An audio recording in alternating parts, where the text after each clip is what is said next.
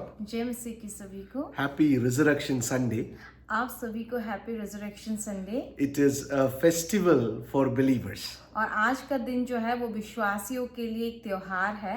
The resurrection of Jesus has brought in so many blessings into our lives. और यीशु मसीह का जो पुनरुत्थान है वो हमारे जीवन में बहुत से ऐसे आशीषों को लेकर आया है. I'd like to list 2 or 3 in this video.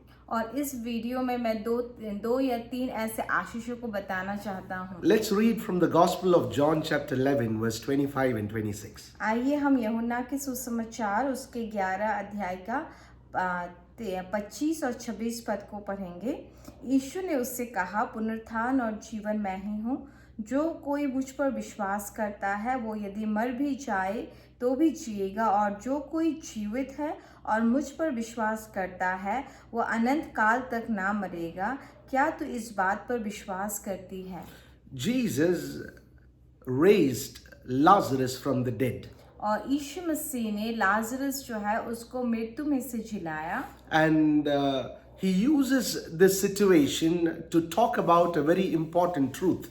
और इस परिस्थिति को यीशु मसीह जो है एक बहुत ज़रूरी सच्चाई को बताने के लिए इस्तेमाल करते हैं. And he tells, I am the resurrection and life. और वो कहते हैं कि मैं ही पुनरुत्थान हूँ और जीवन हूँ. Jesus is resurrection. यीशु मसीह ही जो है वो पुनरुत्थान है. You see, when a person dies, he loses all power. आप देखिए, जब एक व्यक्ति मर जाता है तो वो अपने सारे सामर्थ्य को खो देता है. He cannot do anything after his death. और वो अपनी मृत्यु के बाद कुछ भी नहीं कर सकता.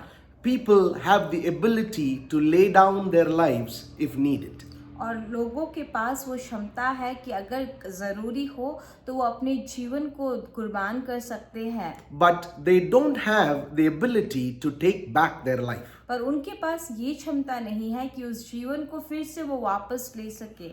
Even though Jesus died on the cross of Calvary, और यीशु मसीह जो है कलवारी क्रूस में मरा, फिर भी the Bible says he is resurrection. वचन ये कहता है कि यीशु मसीह जो है वही पुनरुत्थान है. Which means he not only had the power to lay down his life, he had the power to take back his life. और उसका ये अर्थ है कि यीशु मसीह के पास बस उनके जीवन को देने का क्षमता नहीं था, सामर्थ्य नहीं था, पर यीशु मसीह के पास जो है उनके जीवन को वापस लेने की भी क्षमता या सामर्थ्य थी. And so Jesus, by his own power and the power of the Father and the power of the Holy Spirit, took back his life. और इसीलिए यीशु मसीह जो है अपने खुद के सामर्थ्य के द्वारा और पवित्र आत्मा के सामर्थ्य के द्वारा और पिता के सामर्थ्य के द्वारा उन्होंने अपने जीवन को फिर से वापस लिया. And he says, I am the resurrection and life. और वो कहते हैं कि मैं ही पुनरुत्थान और जीवन हूँ. And he raises this question, do you believe me? और वो इस प्रश्न को उठाते हैं कि क्या तुम मुझ पर विश्वास करती है? That even if a person dies, the one who believes in Jesus, even when he dies,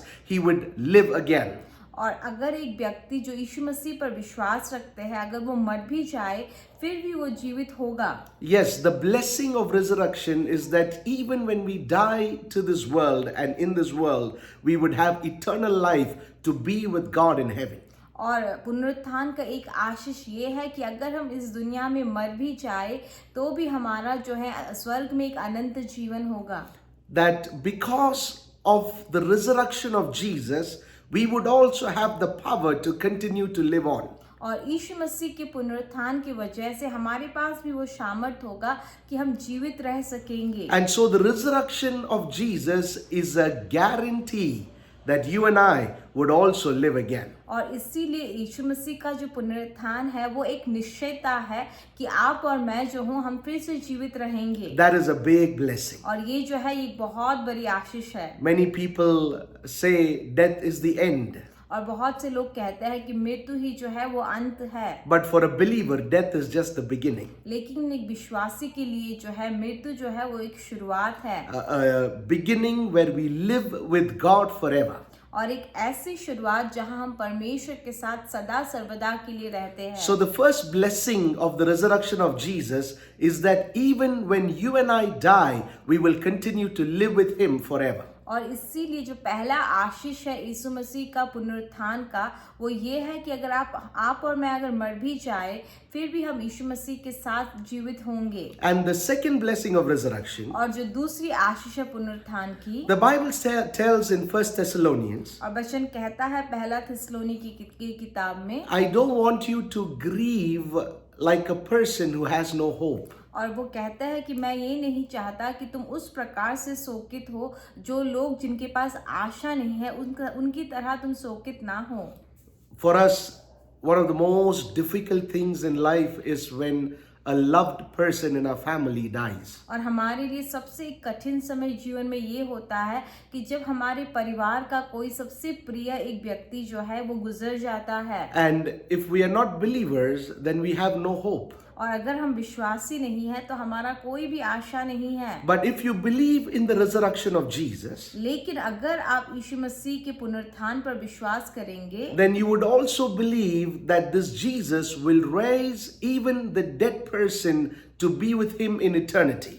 और तब आप ये भी विश्वास करेंगे कि ये यीशु मसीह जो है वो उस मरे हुए व्यक्ति को भी फिर से जिलाएगा ताकि वो अनंत काल तक जिंदा रहे। That there is coming a day where he is going to do that. और एक ऐसा दिन आएगा जब यीशु मसीह उसको करेंगे। And so when we cry looking at our beloved dead, और जब हम रोते हैं हमारे प्रिय लोग जो मर गए उनको देखकर, our tears are not without hope. और हमारी जो आंसुएं है वो आशा रहित नहीं है। Sure, there are tears, but it's tears full of hope. और हाँ, वहाँ आंसुएं है पर वो आंसू जो है वो आशा से भरी हुई है। We are looking to that day where even we would die and be resurrected, and even our beloved people who are dead, that they would also be resurrected. और हम उस दिन का इंतजार करते हैं कि जब हम मर जाएंगे और हम जीवित हो जाएंगे, फिर से पुनरुत्थान होंगे और हमारे प्रिय लोग जो मर गए हैं उनका भी पुनरुत्थान होगा। And so the resurrection gives us great joy and great assurance about the future. और इसीलिए जो पुनरुत्थान है वो हमें भविष्य के लिए एक बहुत बड़ी निश्चयता,